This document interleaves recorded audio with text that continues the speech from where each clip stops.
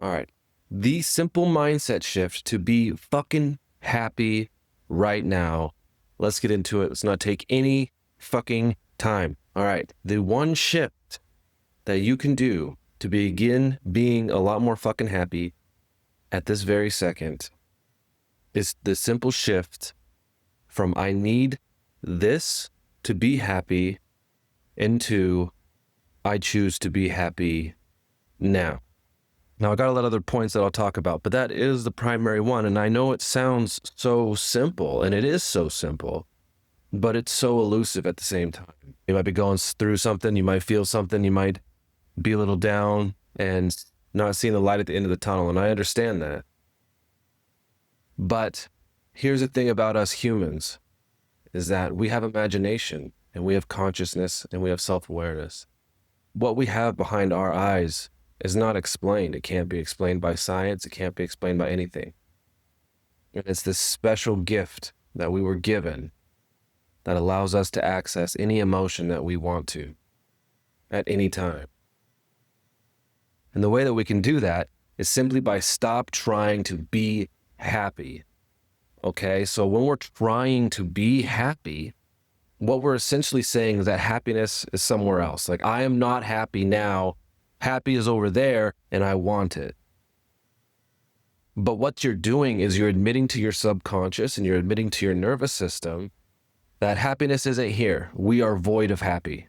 That makes it extremely difficult for you to be happy, right? If happiness is on the other side of having a lot of money, on the other side of having your partner back, on the other side of whatever it might be, then you're admitting to yourself that happiness is not here, okay?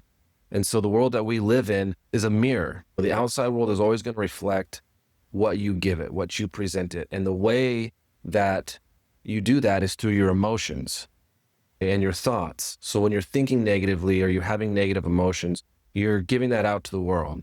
So not only do you feel bad, but you're giving that out to the world to give back to you. So all of this goes down to the paradox of chasing versus allowing and attracting, okay?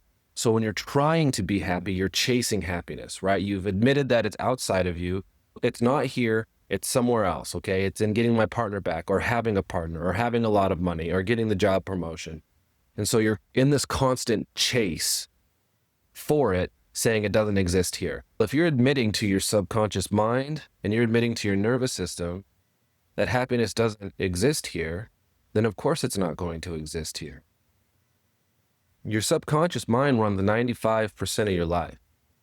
It runs 95% of your actions, and that's where your results will come from. So if you allow it to believe that happiness is in something else or away from you, you'll constantly be chasing, you'll never be able to have it. So to fix this, we really want to admit that happiness is here and happiness is available. You might be going through a tough time, but happiness is available and you can have it. You can allow that emotion to come out, okay? You can allow the negative emotion to come out, and you can allow yourself to go into a happier emotion. You can allow other things to come into your life. You can allow the wrong person to leave, because that opens up the door for the right person to come in, okay? And so that leads me into choose gratitude over grievance. You might have this, you might have that, but you get to look at it, right? So you're the only person in the world that can make you feel anything. And the things that are right for you will be there, and the things that weren't right for you will leave. But you can look back at things and have gratitude for them.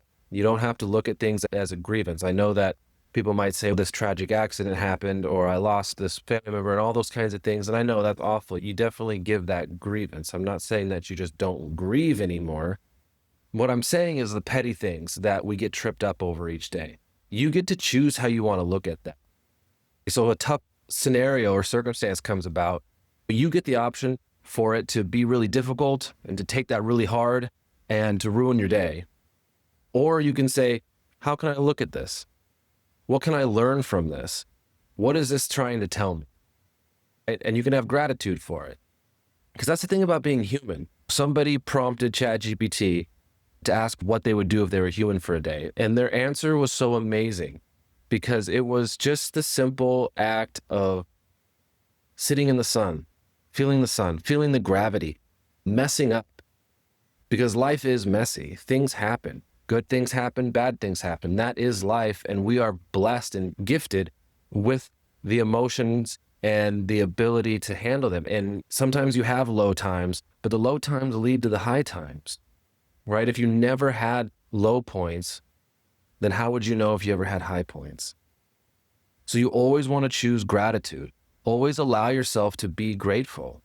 You might, maybe not in the moment, but later on when you look back at your day, be grateful for the things that took place. Be grateful for them and look at ways that you can maybe improve, the lessons that can be learned, or anything like that.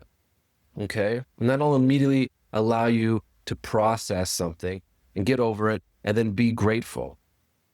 And that leads perfectly into my next point, which is stop arguing with reality. Reality is happening.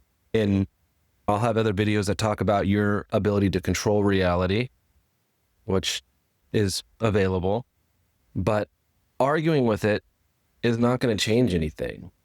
Everything is in the past now. Literally everything is now in the past. Every word that's coming out of my mouth is now in the past. And you can't change that. You can't change the outcome of a football game when it's over. And arguing with it is futile, and it's only going to hurt you. Accept reality, look at it from the lens of gratitude and what you can learn and how you can get better. Pick up the pieces and move forward. And then focus on what you can control versus what you can't. This is a big one. So one thing that helps me with this is I brain dump. And so I'll have a journal, and a lot of times at night before I'm going to bed, actually I try to do it every night, is I just write down everything that's going on in my mind. All the things I need to do, things that I'm responsible for, places I need to go, people I need to see, things I need to pay for, whatever I'd like to get done, all of that kind of stuff. And I'll write it all down. I'll give myself just 5 minutes and I'll write it all down. And then I can immediately go through and say, okay, what can I control and what can't I control? Because there'll be a lot of things on there that are just not in my control. I can't control how somebody reacts and responds to me. Okay, I can't control how the stock market's going to be tomorrow. I can't control those things. And you'll see that when you're able to put thoughts down objectively on paper, you're able to look at them and see what's within my control and what's not. And you'll be able to cross them off and say, that's not in my control.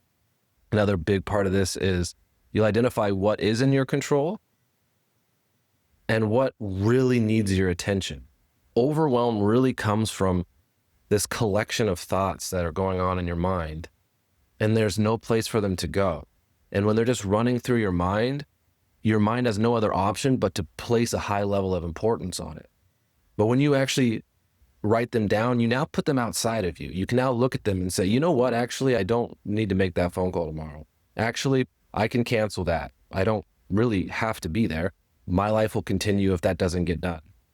So now you've eliminated the things that you can't control, so you might as well just not think about them. And now you've taken things that were in your control that aren't that important and you've crossed them off the list. That's great. And now you're left with a very small list of things that are actually in your control and important for you. And now you can feel that overwhelm and that stress just melt away. And it's very powerful. It's very overlooked, but it's very powerful. Anytime you're feeling overwhelmed or anxious, just put 5 minutes on the timer on your phone and just write the things down. Just write everything down that's on your mind. You'll see how small the list of things you really need to do are. And it's incredible. Okay? Choose to be present. And this is a big one. This is one that I've struggled with for a long time, as long as I can remember. It's just being present. If you're thinking about the past all the time, you're either stressed or depressed. And if you're thinking about the future, you're either anxious or stressed or worried, right? Then you don't give your best to what you're doing. You don't give your best to the people that you're around, and you don't enjoy yourself as much as when you are there.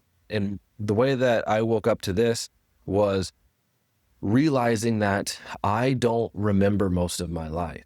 I don't remember almost any of my childhood besides a couple little flashes.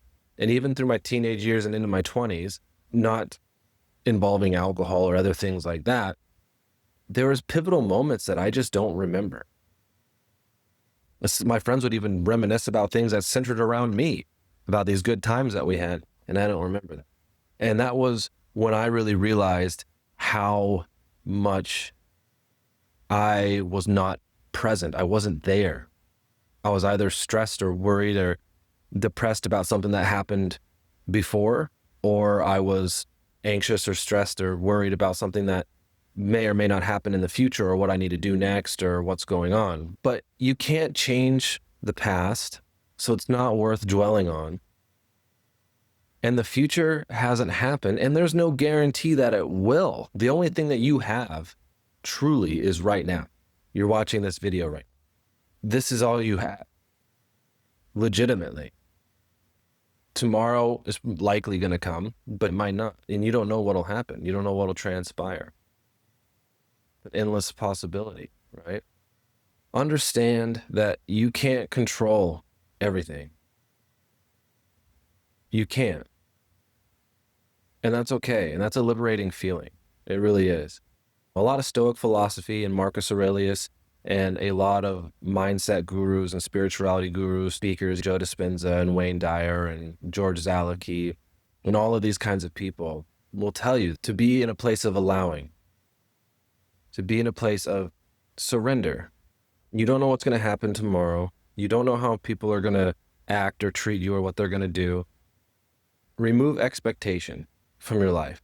That's a big one that I see with a lot of people that I know, and even myself, is that once you get comfortable, like say you move to a new place and at first it's super fun and exotic and it's really great, but then once you get your routines, things get boring and going out isn't as much fun and doing this isn't as much fun. But the reason for that is because you have a lot of expectation on who you're going to see and what's going to happen and what's going to transpire and how much fun it's going to be or whatever. And as soon as something doesn't fit your pictures, you're instantly complaining about something.